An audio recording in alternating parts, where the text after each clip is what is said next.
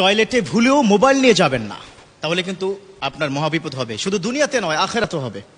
টয়লেটে ভুলেও মোবাইল নিয়ে প্রবেশ করবেন না। আপনারা অনেকেই বর্তমান সময় ফ্যাশন, মাশাআল্লাহ, মানে মোবাইলকে স্ত্রীর চাইতেও বেশি প্রাধান্য দিচ্ছেন, ঠিক কিনা?